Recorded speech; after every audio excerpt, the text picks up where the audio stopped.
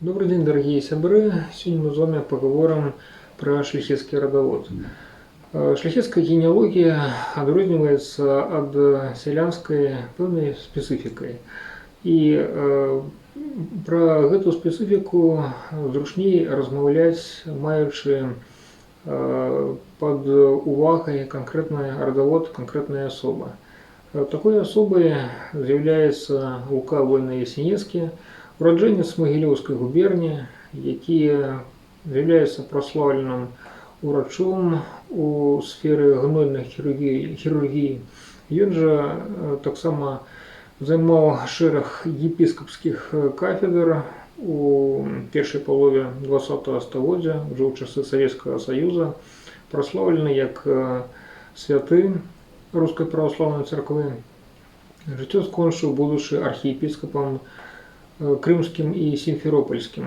Па гэтай прычыне ён вядомы як архіепіскап Лука Вольна-Ясенецкі. У міру яго звалі Валентин Феліксавіч Вольна-Ясенецкі. Яго бацька нарадзіўся на тэрыторыі Беларусі, а сам Валентин ураджэнцам Беларусі не быў, аднак карані ў яго менавіта беларускія. Што вядома пра род Вольна-Ясенецкіх?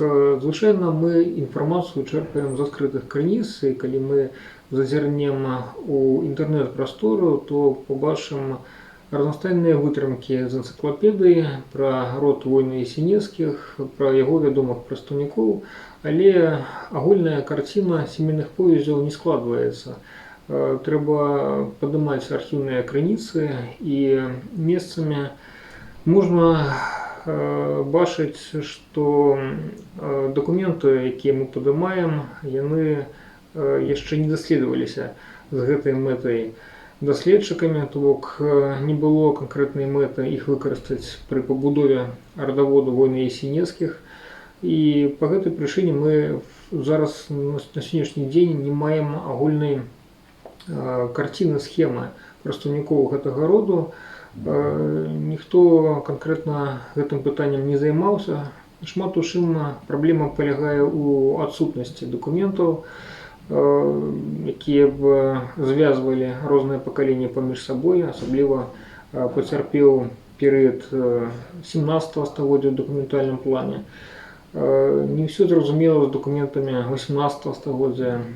Па гэтай прычыне мы можам рабіць выснову, што прадстаўнікі гэтага прозвішча неяк паміж сабой паяднаны, асабліва ў межах нейкіх канкрэтных тэрытарыяльных адзінак, але якім чынам паяднаны, сказаць не можам. І вось тут узнікае пытанне, а як жа ж звязаны з гэтым родаводам непасрэдна носьбіт гэтага прозвішча Лука Вольна-Ясенецкі? Звязаны якім чынам? Будзем разбірацца. Перадусім хацелася б прывесці на ўспамін уласна мемуары. Мемуары Лукі Вольна-Ясенецкага, якія ён надыктоўваў незадоўга да сваёй смерці, ўжо будучы сляпым чалавекам. І там ён, абгрунтоўваючы свае рэлігійныя схільнасці, згадваў свайго бацьку, які быў рэўнасным каталіком, нягледзячы на тое, што ён быў адзіны са сваёй сям'і каталіком, аднак пры гэтым ён сапраўды быў пэўным прыкладам веры. Яго жонка была праваслаўнай, таму яны сваіх дзяцей усіх пахрысцілі ў праваслаўнай веры, аднак ён трымаўся каталіцкіх брадаў, трымаўся каталіцкага велікоднага посту.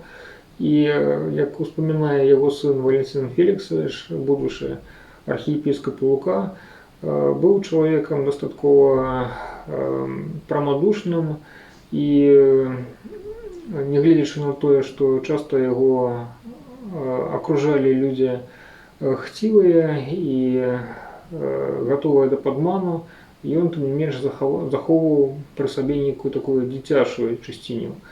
І вось гэты прыклад бацькі, магчыма, у свой час паўплываў на станаўленне асобы архіепіскапа, які меў пэўную лучнасць з родам праз бацьку, але не толькі праз яго. Таксама лушнасць гэтая была праз яго дзеда Станіслава, з якім у дзяцінстве Валянцін бачыўся. Што вядома пра паходжанне дзеда Станіслава Іосифавіча, воіна Ясенецкага? Гісторыя роду Ясенецкіх даследавалася даследчыцай Наталіяй Майер. Яна пісала гэта даследаванне як праз аналітыку розных апублікаваных крыніц, так і праз архіўныя крыніцы, праз успаміны, мемуары. І шмат у чым яе даследаванне ўсё ж такі мае дастаткова коўскіх момантаў, якія могуць намі крытыкавацца. І калі сам Лукавы Ясенецкі згадваў свайму сыну пра радавод, то успрымалася гэта сынам, можа быць, не зусім так, не зусім у тым кантэксце, у якім трэба было гэта ўспрымаць. Так яно заўсёды бывае, калі мы чагосьці канкрэтнага не ведаем пра мінулае, пра той час, у якім не жылі. І склаўся такі дастаткова архаічны, патрыархальны вобраз чалавека, які хадзіў на мядзведзя з рагацінай, які быў высокага росту, працаваў млынаром, і фарміраваўся вось такі міф аб шляхцішы, падобным хутчэй на вясковага чараўніка. Аднак, канешне ж, можна паспрабаваць і зрабіць іншае, то бок адасобіць надуманае ад таго, што было насамрэч. Канешне, Станіслаў воін Ясенецкі быў заможным чалавекам, бо ён трымаў млын, і, адпаведна, у яго былі пэўныя грашовыя сродкі, дзякуючы чаму яго сын Фелікс атрымаў медыцынскую адукацыю. І гэта не вельмі упісваецца ў стандартны вобраз курная хата, лапці і мядзведзь з рагацінай. Таму важна ўсё ж такі даследаваць кантэкст, у якім адбывалася рэальнае бытаванне канкрэтнай сям'і, быццё канкрэтнай сям'і. Мастацкае ўвасабленне Станіслава воіна Ясенецкага ажыццявіў вядомы актор Владимир Гостюхін у фільме «Излечить страх», які выйшаў у 2013 годзе рэжысёра Александра Пархоменкі.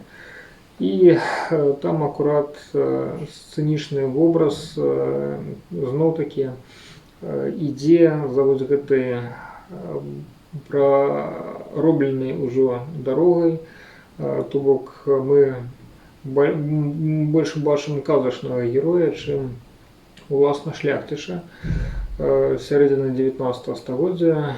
І ў гэтым сэнсе, канешне, наслаивается, скажем, рэальнасць больш рускай правінцыі, чым рэальна беларускага Падняпроўя.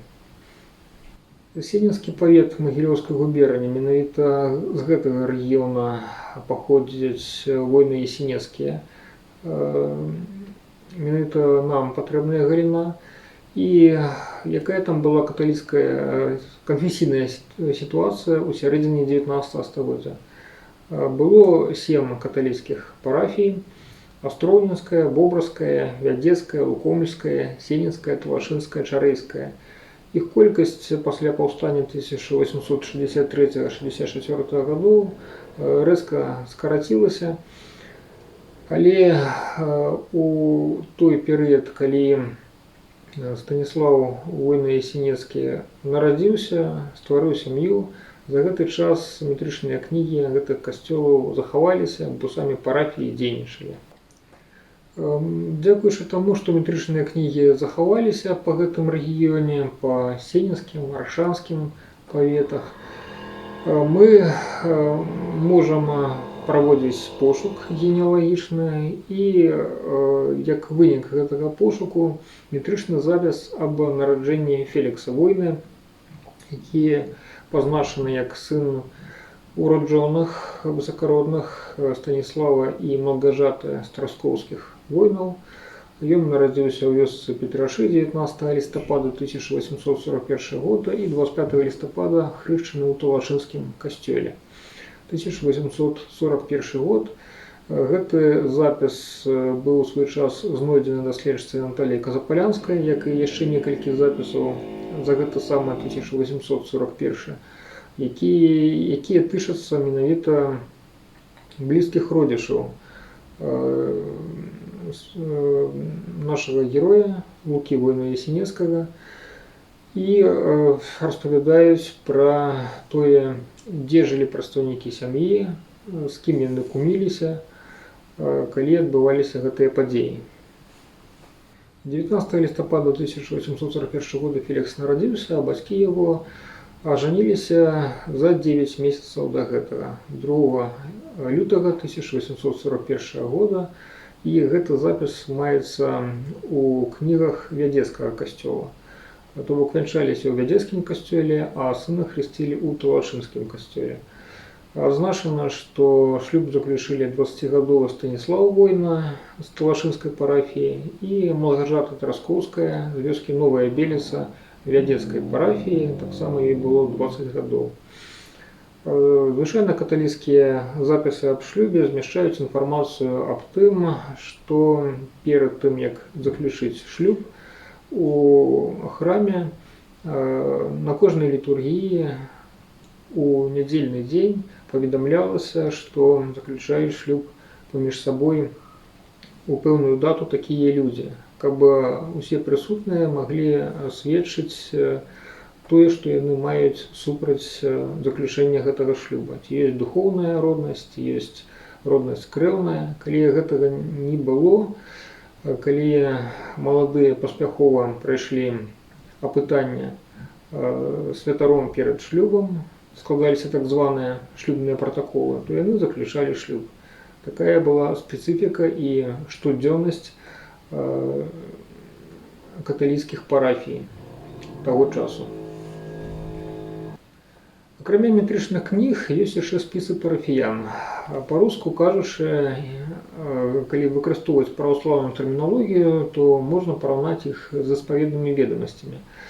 Гэта інфармацыя пра прыход, куды запісваліся прадстаўнікі канкрэтных населеных пунктаў канкрэтнай парафіі, пералічаліся яны падворна, адпаведна пазначалі перадусім гаспадара, затым яго жонку, дзяцей, іншых блізкіх родзічаў.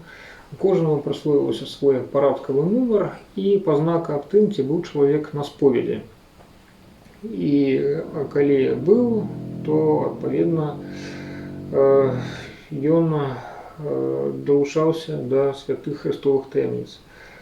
І ў 1854 годзе таксама складаліся такія ведамасці, у іх пазначаны 12гадовы Фелікс, а таксама 7гадовы яго брат Міхаіл. Ну і адпаведна бацькі, іх пазначаны таксама. У 1854 годзе сям'я пражывала ў ваколіцы Буцькі Абольцаўскай парафіі, і пражывала яна ў межах вялікай сям'і. Ужо не толькі Станіслаў быў дарослым мужчынай, але дарослым мужчынай быў яго бацька Іосиф Казімірович. Таксама у двары пражывалі брат Мікалай Халасты, 44 год, і яшчэ адзін сын Іосифа, брат Станіслава, якога клікалі Габрыэль, або у рускай традыцыі Гавріил.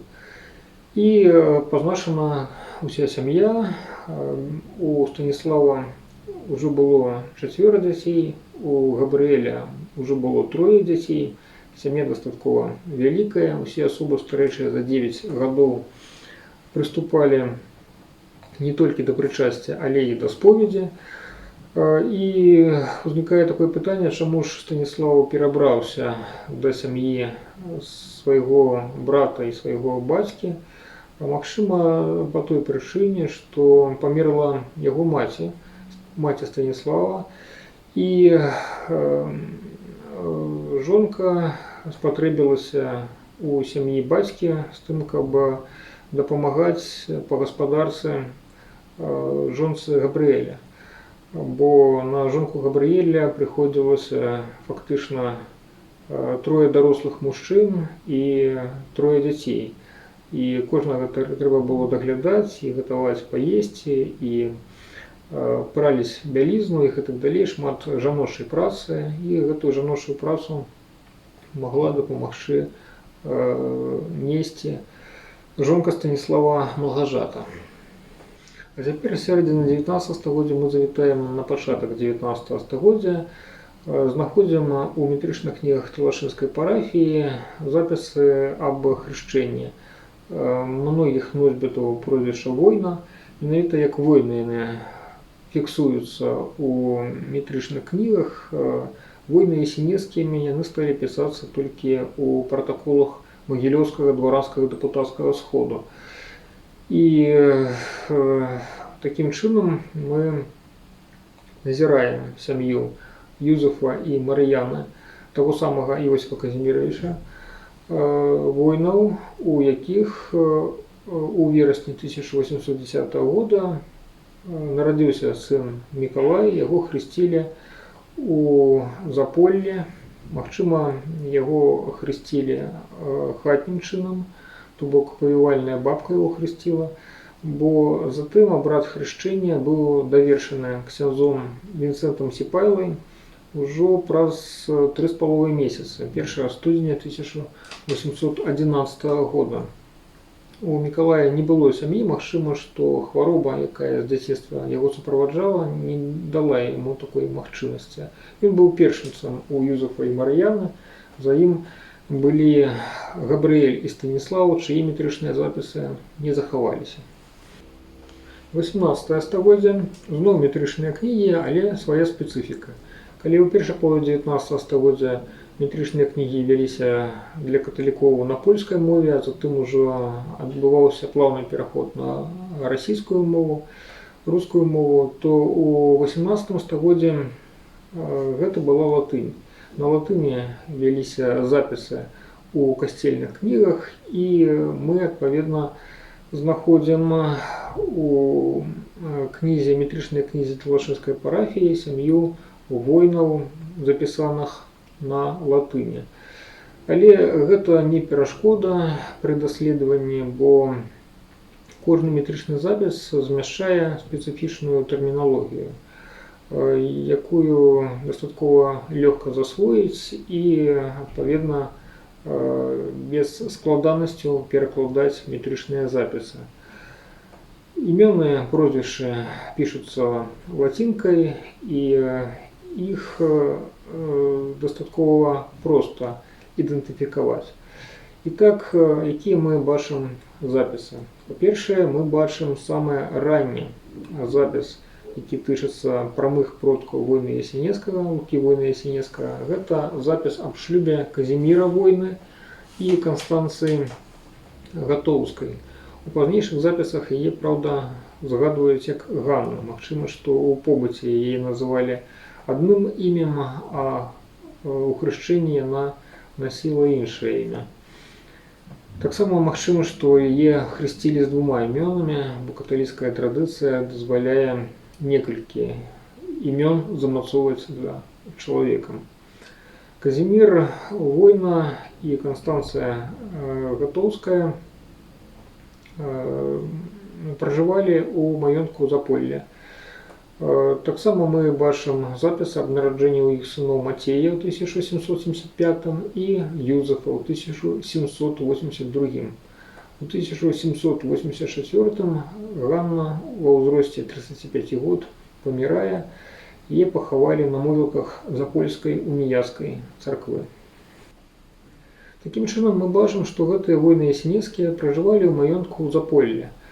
Маёнтак Заполля адносіўся да тэрыторыі Аршанскага павета Віцебскага ваяводства, і адпаведна шляхта, якая пражывала ў ім, яна магла прымаць удзел у мясцовым жыцці. Канкрэтна ў мясцовых павятовых сейміках, дзе выбіраліся прадстаўнікі на удзел у вальным сойме Вялікага княства Літоўскага. Магчыма, прадстаўнікі роду удзельнічалі у мясцовых працэсах па вылучэнні кандыдатаў, а таксама у мясцовых спрэчках і, магчыма, былі як аб'ектамі, так і суб'ектамі варожасці ў дачыненні да людзей апазітыўных іх поглядам. Такім чынам мы можам зрабіць выснову, што воіны ясенецкія былі непасрэднымі удзельнікамі грамадскага жыцця у сваёй мясцовасці. Як на гэтую думку я выйшаў, гэта таксама набытак метрычных кніг і актавых кніг. Так вось, метрычныя кнігі. Метрычныя кнігі нам распавядаюць пра асобу Антонія Война, які пазначаны быў у запісе аб сваёй смерці як сын браслаўскага скарбніка, які быў забіты невядомымі у вёсцы, што называлася Заполле, калі накіроўваўся ў свой маёнтак. Гэта адбылося 13 жніўня 1876 года. Узрост яго адзначаны як 30 гадоў, ён быў зусім малады. Таксама гісторыя нам раскрывае праз ужо актавыя кнігі факт існавання Аляксандра Войны, які займаў адну з павятовых пасад і таксама рана знікае са старонак дакументаў. Гэта, магчыма, змусіла Казіміра Войну не быць актыўным у палітычным жыцці свайго краю і засяродзіцца выключна на пытаннях свайго маёнтку, які ў канцы 18 стагоддзя стаў імкліва занепадаць. Таму ўжо ў 19 стагоддзі, у пачатку 19 стагоддзя сын Казіміра Юзеф Іосиф, ён займаўся выключна арэндай. І арэндай займаліся, як мы далей бачылі з дакументаў, пераязджаючы з месца на месца яго сыны. Фактычна радавод гэтай лініі воіна ясенецкіх, ён замыкаецца на Казіміры Войне, які нарадзіўся каля 1745 года і быў жыхаром Аршанскага павета Вялікага княства Літоўскага. Гэты радавод нам адкрываецца адпаведна у 5 пакаленнях ад Валентина Феліксавіча да Казіміра. Вось канкрэтна тая спецыфіка, якую нам адкрываюць матэрыялы канкрэтнага саслоўнага органа кіравання, гэта Магілёўскае дваранскае дэпутацкае сабранне. Па-беларуску кажучы, Магілёўскі дваранскі дэпутацкі сход.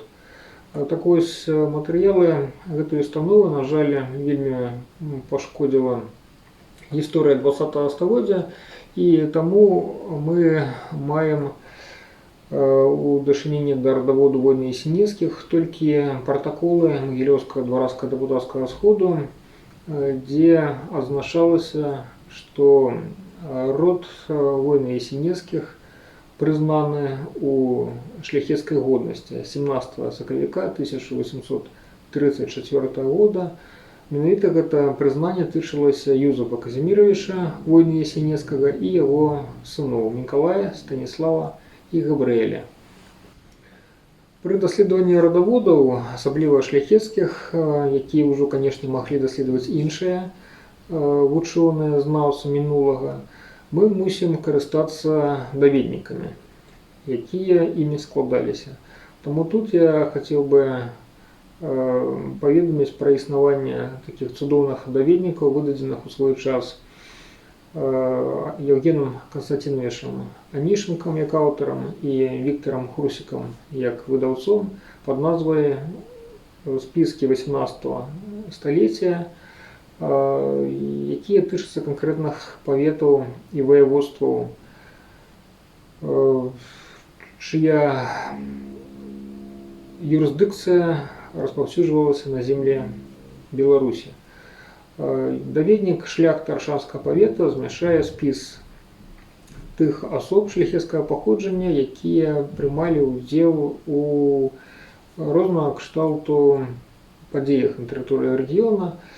Гэта, уласна кажучы, добры пуцівадзіцель да актавых кніг, куды ўпісваліся акты аб продажы, куплі маёнткаў, аб завяшчанні, аб дарэнні, інвентары запісання маёнткаў, таксама пратаколы аб абранні дэлегатаў на сейм. Усе гэтыя дакументы яны маюць вялікую каштоўнасць у плане рэгіянальнай гісторыі, у плане генеалогіі, бо змяшчаюць інфармацыю пра сямінароднасныя повязі шляхты. І дзякуючы гэтым спісам Евген Константинович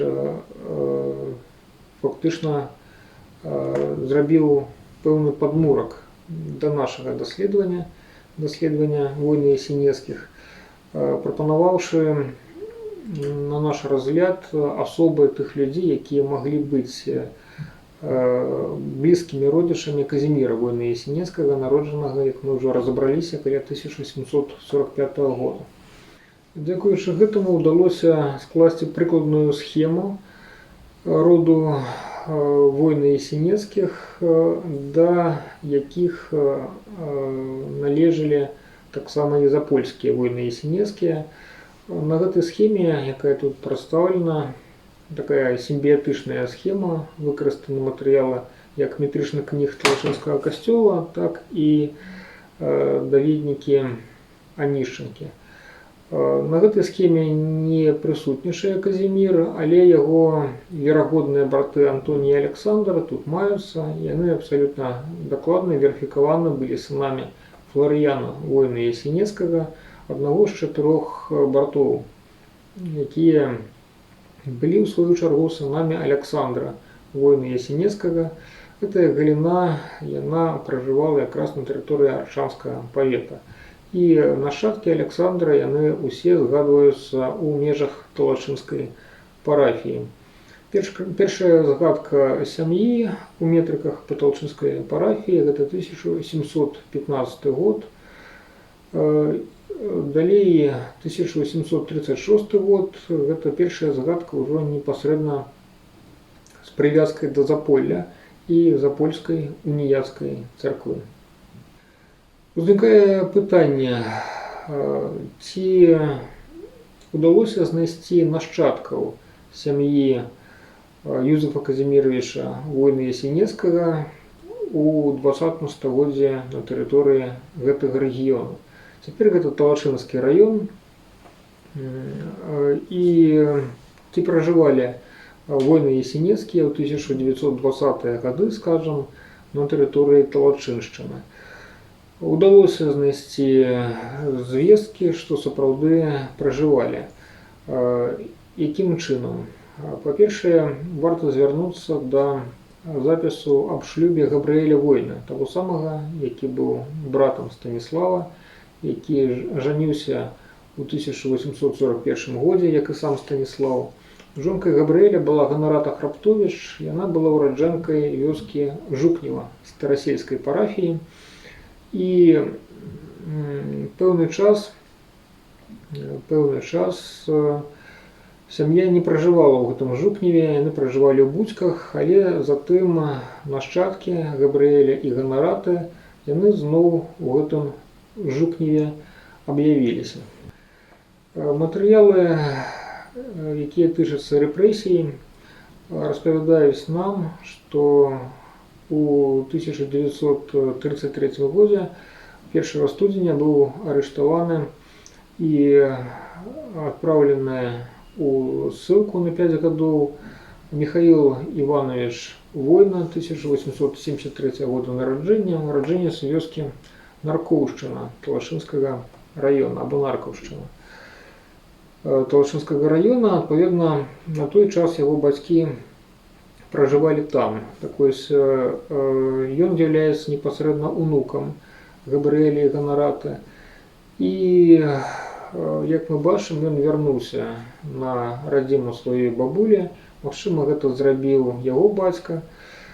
Аднак сам Міхаіл Іванович дакладна ўжо пражываў на тэрыторыі гэтага населенага пункта, які пісаўся як Старажукнева. І прымячальна, што ў 1925 годзе Старажукнева яшчэ адзначалася як ваколіца, то бок сведчанне аб тым, што жыхары гэтага населенага пункта яны ўсе належалі да колішняй шляхты. Сапраўды, калі мы паглядзім матэрыялы гэтага спісу, то пабачым, што прозвішчы тут выключна шляхетныя: Маеўскі, Астроўскі, Залеўскі, Пушчынскі і Война. Менавіта Война, не Войны Ясенецкія. Як мы разабраліся, Война Ясенецкімі яны пісаліся толькі ў матэрыялах, якія тычыліся іх прызнання і зацвярджэння ў годнасці дваран Расійскай імперыі. Што датычыць матэрыялаў канфесійных, то яны пісаліся выключна Войнамі. І тут у матэрыялах ужо свецкай крыніцы, в матэрыялах спісаў 1925 года, Міхаіл Іванович, траюродны брат Лукі Войны Ясенецкага, таксама запісаны як Война. Ён быў этапаваны на тэрыторыі цэнтральнай Расіі ў 1933 годзе і на дадзены момант з'яўляецца апошнім вядомым нам прадстаўніком гэтай сям'і на тэрыторыі Беларусі. Вось так выглядае фінальная схема роднасных повязяў Валентина Феліксавіча, дзе пазначаецца у тым ліку Міхаіл Іванович, яго траюродны брат. Генеалогія з геаграфіі. Заўсёды важна разумець прасторавае вымярэнне, тое, як адбываўся працэс руху, мы можам даведацца пра гэта менавіта на падставе метрычных кніг і іншых крыніц, аб якіх была гаворка вышэй. Супастаўленне дасць інфармацыю аб тым, як адбываўся гэты рух, у якіх напрамках, чым гэта магло быць абумоўлена, калі мы паглыбляемся ў кантэкст. Такі вопыт я сёння агучыў на прыкладзе гісторыі сям'і Войны Ясенецкіх у сярэдзіне 19 стагоддзя. І вось на гэтым слайдзе, на гэтай карцінцы можаце пабачыць кропкі руху шляхецкай сям'і ў сярэдзіне 19 стагоддзя. Што жыццё было дастаткова зменлівым і умовы жыцця патрабавалі частых перасяленняў. Па прычыне частых перасяленняў мы павінны заўсёды мець на ўвазе не толькі метрычныя кнігі, патрэбныя нам парафіі, дзе канкрэтна нарадзіўся вядомы нам чалавек, чый метрычны запіс мы знайшлі. Мы павінны таксама мець на ўвазе метрычныя кнігі усяго дэканата і нават суседніх сумежных дэканатаў, таму што там таксама магчыма знайсці запісы аб вянчанні ці хросце патрэбных нам людзей. Гэта адбывалася па якіх прычынах? Па-першае, гэта перасяленне, па-другое, гэта шлюбы, якія адбываліся ў парафіі нявесты. Адпаведна, жаніх мог ажаніцца з дзяўчынай, якая паходзіла з іншай парафіі, як на прыкладзе Войны Ясенецкіх таксама бачна.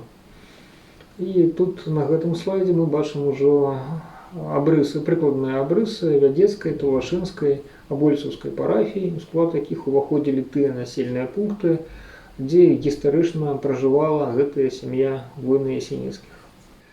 І важны момант, які адносіцца ўжо хутчэй да спецыфікі псіхагенеалогіі, калі мы спрабуем высветліць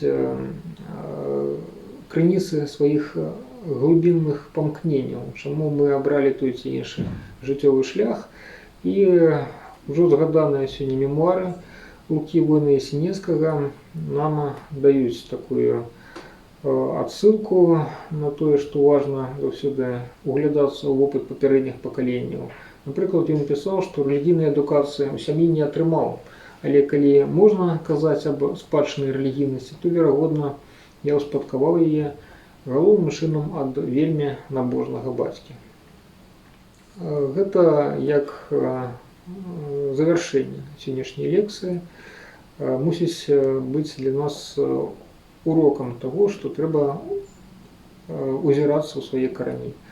А што датычыць спецыфікі шляхецкага пошуку, то яна дастаткова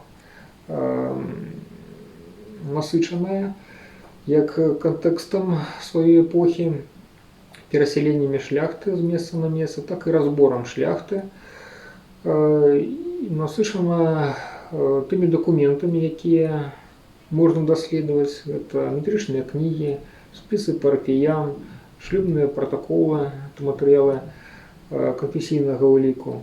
Таксама варта заўважыць, што матэрыялы дваранскіх дэпутацкіх сходаў, хаця і кепска, могуць быць прадстаўлены у дзяржаўным архіўным фондзе, але пры гэтым мы мусім іх шукаць і аналізоўваць таксама.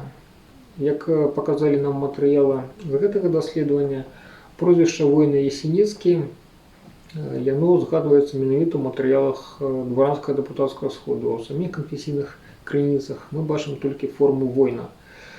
Гэта матэрыялы аб прызнанні мы змаглі адшукаць у магілёўскім дваранскім дэпутацкім сходзе, а вось матэрыялы аб зацвярджэнні мы адшукаць не маглі. Яны захоўваюцца не ў межах Нацыянальнага архіўнага фонду Беларусі, а ў межах нацыянальнага ўжо ў межах фонду Росархіва, бо захоўваюцца ў расійскім дзяржаўным гістарычным архіве. Там у матэрыялах Сената, фонд 1343, ёсць асобная справа воіна Ясенецкіх, якія зацвярджаліся ў Магілёўскай губерніі. І там, магчыма, мы знойдзем з цягам часу новыя цікавыя дакументы аб іх зацвярджэнні менавіта з такім прозвішчам.